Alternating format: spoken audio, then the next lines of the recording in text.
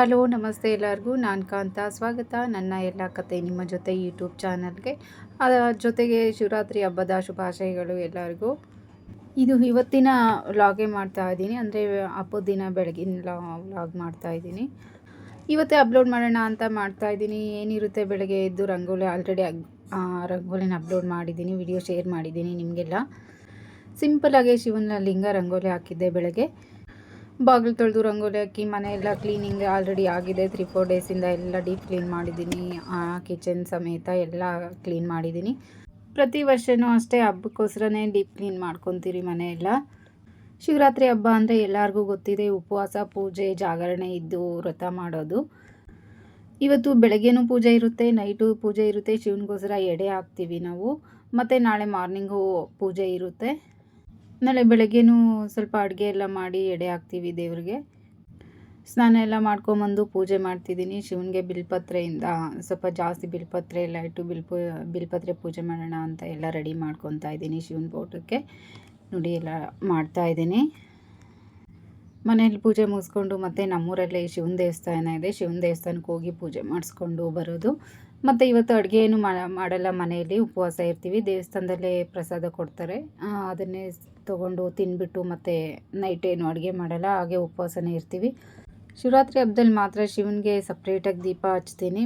ಮತ್ತು ಕಾರ್ತಿಕ್ ಮಾಸದಲ್ಲಿ ಸಪ್ರೇಟು ದೀಪ ಹಚ್ತೀನಿ. ಯಾವಾಗಲೂ ನಾರ್ಮಲಾಗಿ ಮನೆಯಲ್ಲಿ ದೇವ್ರ ಮನೆಯಲ್ಲಿ ಎಲ್ಲ ದೇವ್ರಿಗೂ 2 ದೀಪ ಅಂತ ಹಚ್ತೀನಿ ಅಷ್ಟೇ.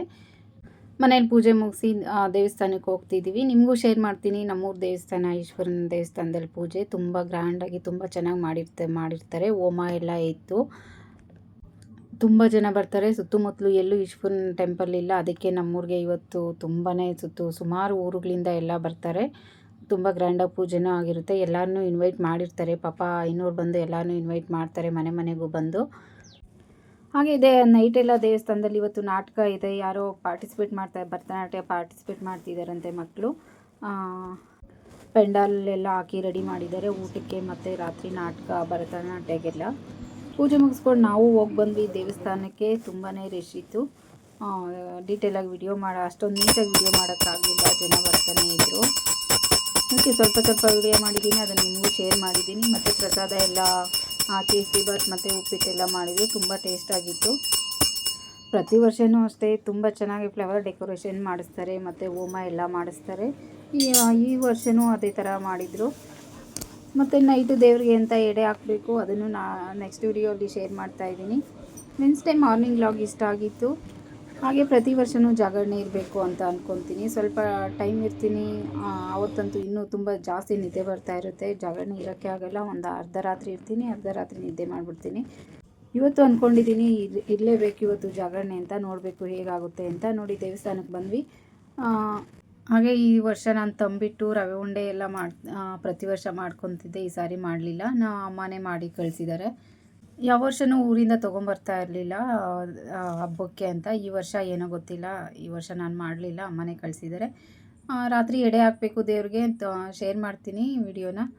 ದೇವ್ರಿಗೊಂದು ನಮಗೆ ಅಂತ ಸಪ್ರೇಟಾಗಿ ಎಡೆ ಹಾಕ್ತೀವಿ. ಯಾವ ಥರ ಹಾಕ್ತೀರಿ ಅಂತ ನೋಡಿಸ್ತೀನಿ. ಫ್ರೆಂಡ್ಸ್ ಯಾರೆಲ್ಲ ನೋಡ್ತಿದ್ದೀರೋ ದಯವಿಟ್ಟು ಸಬ್ಸ್ಕ್ರೈಬ್ ಮಾಡ್ಕೊಳ್ಳಿ, ಒಂದು ಶೇರ್ ಮಾಡಿ, ಕಮೆಂಟ್ ಮಾಡಿ, ಲೈಕ್ ಮಾಡಿ ಅಂತ ಹೇಳ್ತಾ. ಸಬ್ಸ್ಕ್ರೈಬ್ ಮಾಡೋದ್ರಿಂದ ನಿಮಗೆ ಯಾವುದೇ ಥರ ಪೇ ಆಗಲ್ಲ, ಯಾವುದೇ ಥರ ಚಾರ್ಜಸ್ ಆಗಲ್ಲ. ಸಬ್ಸ್ಕ್ರೈಬ್ ಮಾಡ್ಕೊಳ್ಳಿ ದಯವಿಟ್ಟು. ಹಾಗೆ ಈಶ್ವರ ಎಲ್ಲರ ಕೋರಿಕೆಗಳನ್ನು ಈಡೇರಿಸಲಿ, ನಮಗೂ ಅಷ್ಟೇ, ನನಗೂ ಅಷ್ಟೇ, ನನ್ನ ಕೋರಿಕೆನೂ ಈಡೇರಿಸಲಿ ಅಂತ ನೀವು ಕೇಳ್ಕೊಳ್ಳಿ. ನಿಮಗೂ ಒಳ್ಳೆಯದಾಗಲಿ ಅಂತ ದೇವರಲ್ಲಿ ನಾವು ಪ್ರಾರ್ಥನೆ ಮಾಡ್ಕೊತೀವಿ. ಎಲ್ಲರಿಗೂ ಒಳ್ಳೆಯದಾಗಲಿ ಅಂತ ಪ್ರಾರ್ಥನೆ ಮಾಡ್ಕೊಳ್ಳೋಣ. ನೋಡಿ ನಮ್ಮೂರು ಈಶ್ವರನ ದರ್ಶನ ನಿಮಗೂ ಮಾಡಿಸ್ತಾ ಇದ್ದೀನಿ. ಶಿವ ಮಧ್ಯೆ ಇದ್ದಾರೆ. ನಿಮ್ಮ ಅನಿಸಿಕೆ ಅಭಿಪ್ರಾಯನ ಕಮೆಂಟಲ್ಲಿ ತಿಳಿಸಿ ಅಂತ ಕೇಳ್ಕೊತಾ ಇದ್ದೀನಿ. ನೋಡಿ ಆ ವಿಡಿಯೋ ನೋಡಿದ್ದಕ್ಕೆ ಎಲ್ಲರಿಗೂ ಥ್ಯಾಂಕ್ ಯು.